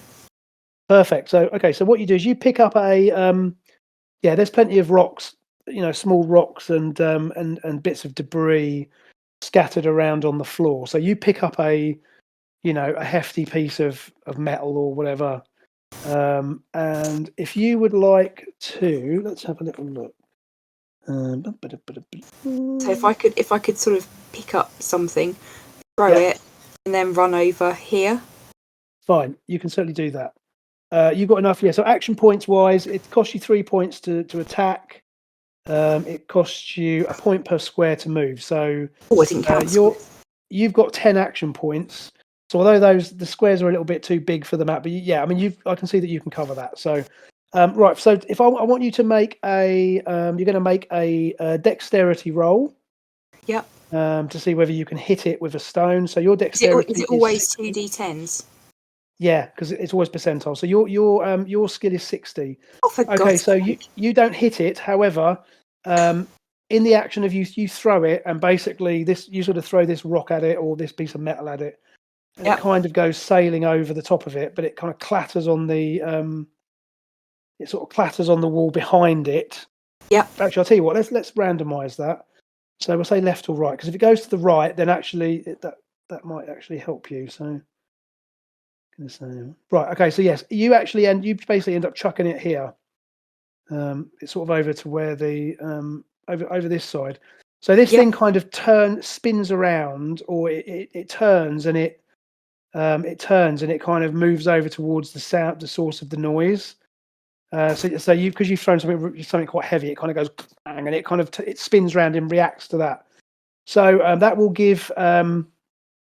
give you all a bit of a distraction if you want to make another action. So Reiter, you've sort of moved up. Where do you say you want to go to? About here? Yep. Okay, so you've moved over here. So why don't we just go round the map? So Doctor, what would you like to do? Oh gosh, I mean, I think I might stay where I am at the moment. Certainly, you can hold on to your action. And just see what plays out. So right, so I'm going to say Huerta is going to take a couple of steps forward. And he's just going to. Sorry, have I got a weapon? I didn't go and pick one up, did I? You've probably got you'll have a phaser. So you will have a Okay. sidearm. So yeah, everyone. Can I run over and go grab a physical weapon like from Yeah, sure. Yeah, so you can just you use all your movement points to all your action points basically brings you over to here. So you kind of use the distraction of the rock to get around it and to head over to this side. So I'm gonna act for Huerta because he's gonna just take a shot because of course he is, because he's a security guard and he's going to do the obvious thing. Unless we propose that the security guard, there's 3 exits from this tunnel. My plan is to protect the left-hand exit.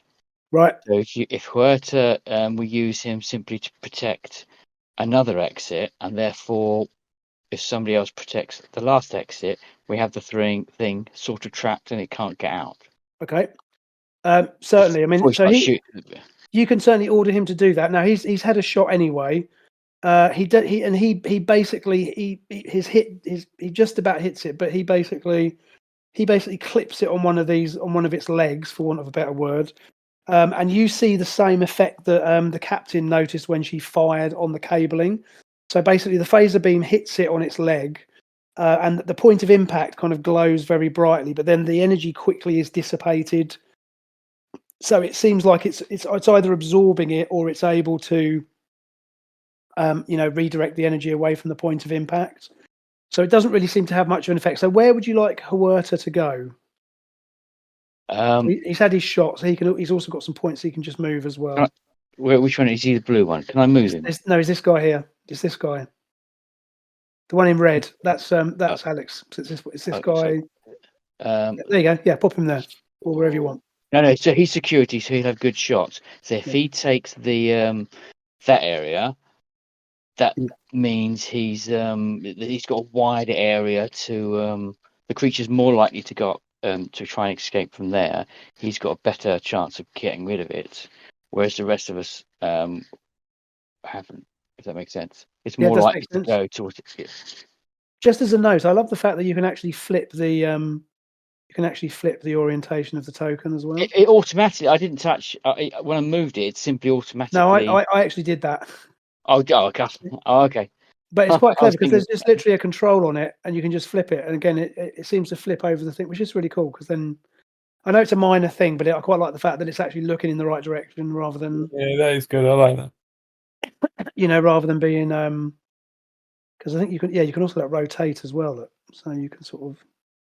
Oh yeah. You can also rotate. Yeah, Roll20 is a bit more. Roll20 has just got. There's so much you can do with it. It takes a while to do anything. Yeah, so I kind of that's why I'm quite digging this, because again, it's much easier just to make it look pretty. Anyway, never mind. So, right. So, okay. So you two are over here. So the captain and the doctor have come over here to grab some equipment. So, chief engineer, what do you want to do? So you just said you're guarding this area here. Yeah. So then we need someone to guard the bottom section, and what we then have in effect is it cornered. Okay. Is that right? So, captain, you've come over to the junk pile, and you've picked up a hefty looking iron bar. This thing doesn't seem to have actually taken any offensive action against you yet. So what it's done is it's basically, it's obviously reacted to your presence, and it's backed away from you. And again, it's reacted to the sound here, but it hasn't shown any evidence that it's got any kind of energy weapon or anything. It's it's not shot at you or whatever.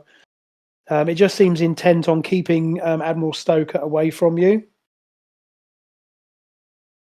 Okay. I mean, we want Stoker back, so Yep.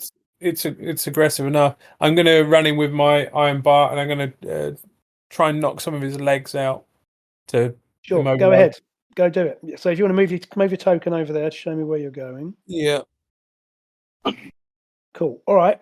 So you move over to attack it, and again, you can click on that little bit at the top, and you can just rotate it around. Cool. Okay. So if you're going to you can make an attack. So what you're going to do is it's going to be to hit hand-to-hand roll. So for you, that is hit hand-to-hand is 42% chance. 42%. But I'm going to give you a bonus of 20 because this thing is too big to miss, basically. Okay, so it's big enough that you can just make a roll. Unless you roll a 99. Oh, for God's sake! No, that's fine. You essentially you would only miss if you rolled a fumble, which is like a 99. Okay, Because it's basically impossible for you to miss it because it is this big mass of cables and that in the center of the room, so you can't really miss it. So you run up to it and you whack it with this iron bar. And can I get you to roll a d10, just one d10 for me? yeah. Oh, maximum. Okay. See the little lightning bolt effect there, which is what you get if you like max out a dice. It gives you a little lightning effect. That's pretty cool. Okay, so you do 13 points of damage. In fact, actually, no, you don't. You do 18 points of damage because your bare hand damage is 1d10 plus 3 plus 5 for this iron bar that you're waving about. Okay, so you whack this thing, and actually, one of the you actually knock off one of the arms, or the. Again, this is not so much an arm because these are still connected to the tendrils, but it's moving about. But yeah, you whack it, and actually you manage to break the cables. So it kind of has to right itself because you've because you've unbalanced it. So this thing doesn't actually seem to be quite as impervious as it might seem. Okay. Because no one's more surprised than you that you've actually managed to break one of these connections. So heartened, I guess next person to go is going to be our doctor again. So doctor, what would you like to do?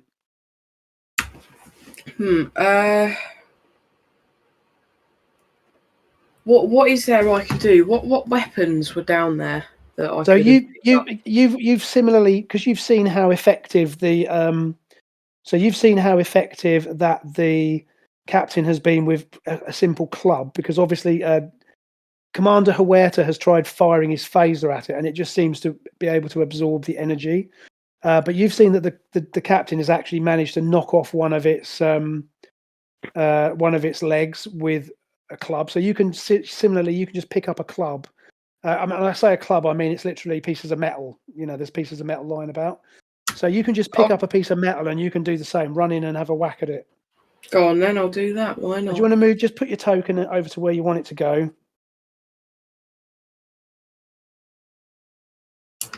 Just off to the side of it, I think it's a good bet. Great. So you have a go. So again, if you want to roll for me, so your got your character sheet here. So your to hit hand to hand is 39, but again, unless you roll a 99, then you're going to hit it. So if you just again do the 2d10 thing for me.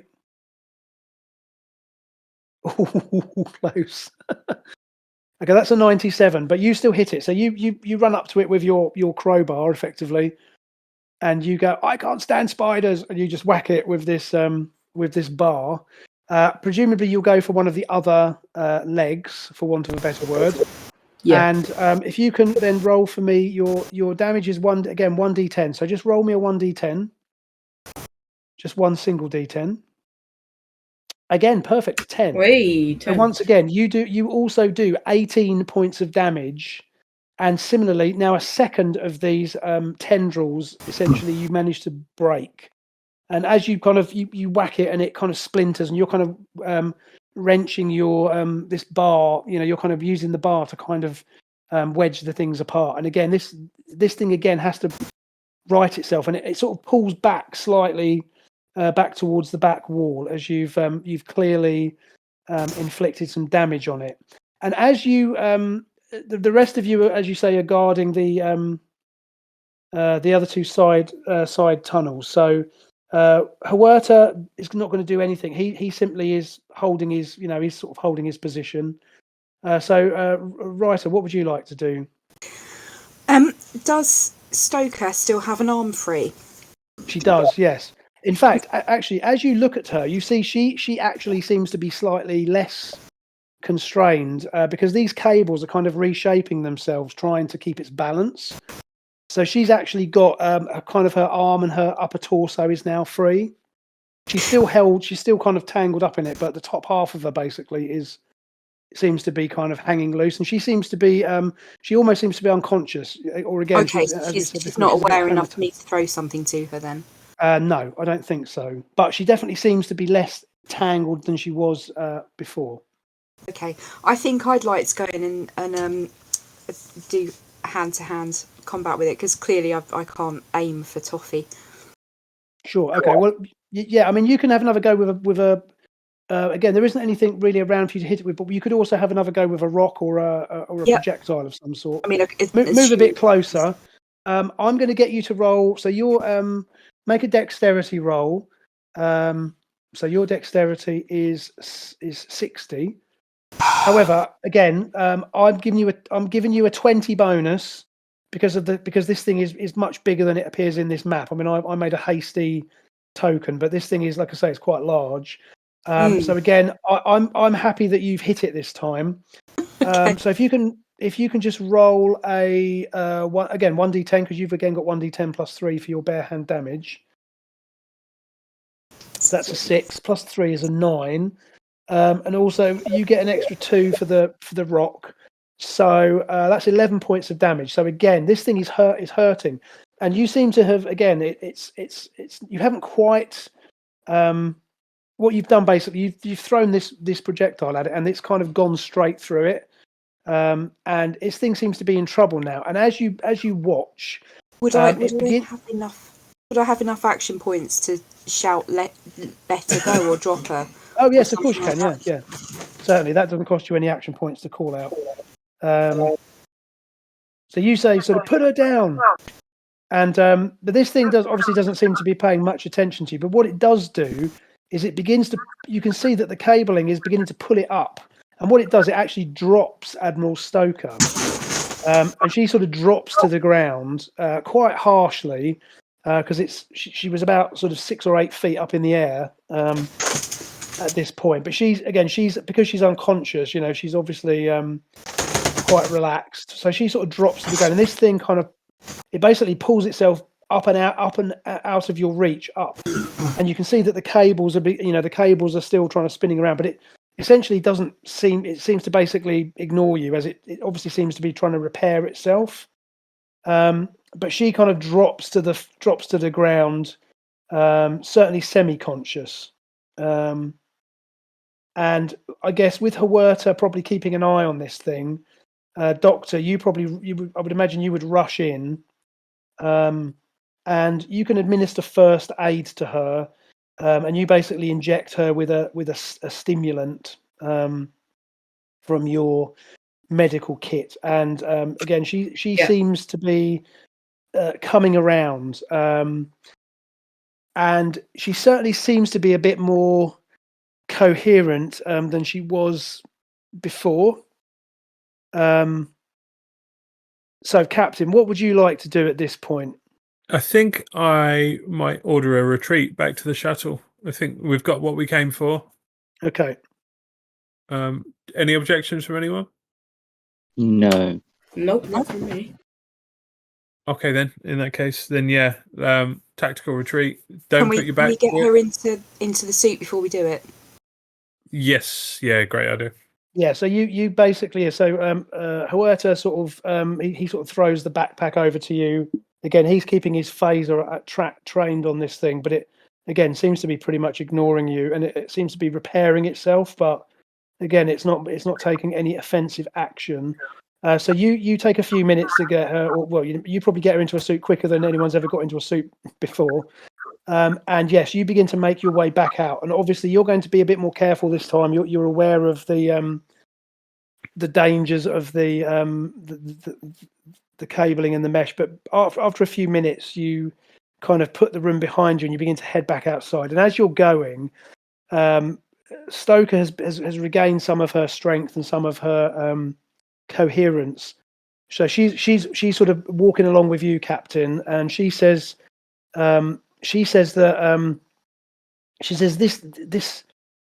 this place has influenced me. It's been somehow calling me here, and now that I've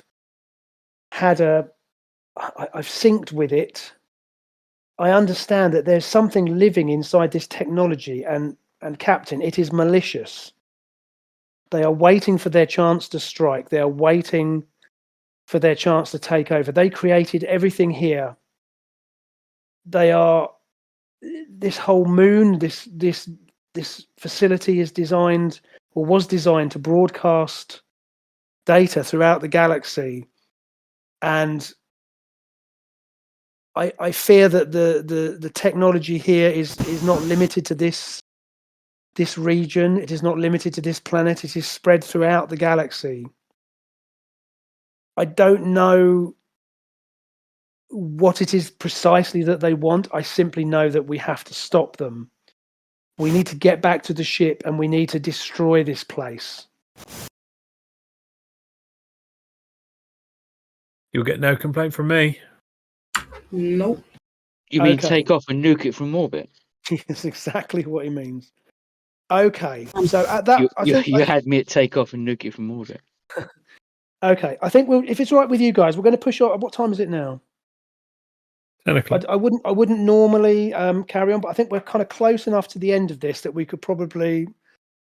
Should we push on for a few more minutes? Is that okay? Yeah, fine by me. Yeah. Is everyone okay with that? I promise we won't be too long. Okay. Let me have a little look.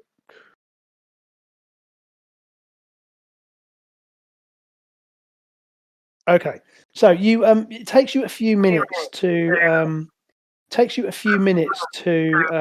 push through the tunnels. Obviously, you're moving perhaps more quickly than you did when you came in because you know, obviously, you've come through this route before. You know what you're doing, but you're also being cautious not to damage your suits anymore. And after a few minutes, you basically come to the exit, and as you exit the building. Again, you're back in the planet's normal atmosphere, and you can see that the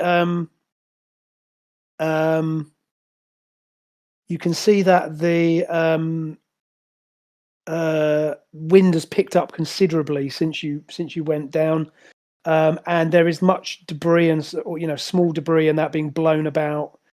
And you can see the shuttlecraft, however, is ahead of you, and it appears to be undamaged. I mean, there's a few minor, as you watch, a couple of minor bits of rubbish kind of bounce off it. But obviously, it would be a good idea to probably get out of here as quickly as possible. So you get back to the shuttle. None of you are injured by any of this flying debris. You managed to sort of duck your way through it. And you get back into the shuttlecraft. It takes a minute for the shuttle to pressurize. So, Reiter, I'm going to get you to make a piloting roll because, as I say, there is debris in the air now. So you're going to need to be a little bit more careful to get out of here. So you're just make a roll. There you go, 16. Perfect. So you made that without any problem. So you kind of throw the shuttlecraft through some pretty tight maneuvers. Handbrake turns and all of it. Yeah, exactly. Handbrake turns to get you. And as you begin to gain altitude, obviously the atmospheric disturbance drops off, and you turbulence subsides, and you begin to pull up. And as you approach, as you sort of clear the turbulence, you kind of standard procedure. You sort of call the Lexington to arrange to dock. However, as you try and call the Lexington, but there doesn't seem to be any immediate response.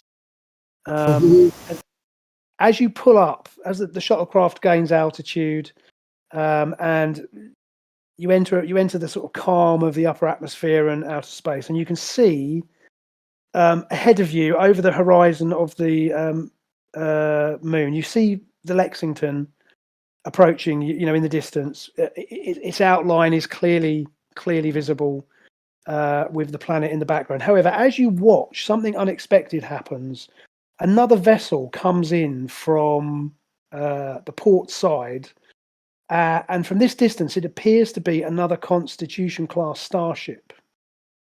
As you watch, a massive flash of light fills the viewport as the unidentified starship opens fire, and it sends a powerful phaser barrage into the Lexington, followed by several spreads of photon torpedoes. As the physics of space mute the explosion that tear through the Lexington, but the end result is as terrible as expected. The Lexington is completely destroyed. Countless chunks of debris scatter and burn as they enter the atmosphere, falling to the moon's surface far below. The shuttle's comms crackle to life as a sharp feminine voice states, "Unidentified shuttlecraft, this is Federation territory. You have 10 seconds to identify yourself or you will be destroyed." And that is where we will leave it for tonight. Oh my god. So, great. Thanks, guys. That was fun. That sounds like some GM bullshit. Well, it could have been worse. You could have been on it. Yeah, guess. That's it. So we'll leave it there.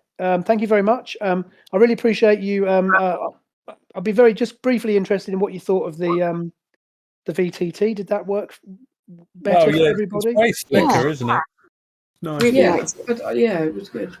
I think the trick with it is, and the reason I like it is because it is basically a lot more simple. Yeah. I think Roll20, unless you I think Roll20 has a lot of good features, but I think I think with this game and with Star Trek Adventures, I don't think you need to have the character sheet, the fancy character sheet stuff. I think it's nice, but it's not necessary. I much prefer this because I can quickly make up a map, make up an image to show you. And it seems a lot more stable. So yeah, I'm going to carry on with it and see how we get on. But I was quite impressed. So thanks for kind of bearing with me on that experiment, and thanks again for your efforts tonight. I enjoyed that, and so I think we've got a little bit to do left, and then we will be back into the 24th century. So we will be back on the last two scenarios of the campaign. Cool. So we're getting there. We're getting there. Great. Anyway, anyone got any comments or questions, or shall we sign off for the evening? No, just thanks very much for running it. That was Great. horrifying, thank but you. great fun. Yeah, Thanks, quite guys. a cliffhanger there, Steve. All right, thanks, guys. Lovely. Right. Anyway, Arch, end simulation computer, and off we go.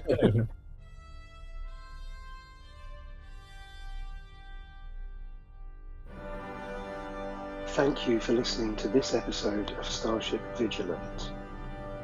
Kaz was played by Mike. David Osterhagen was played by Kevin. Kolish was played by Kerrin. Our music is Fanfare for Space by Kevin MacLeod, which is licensed under a Creative Commons license. See you next time.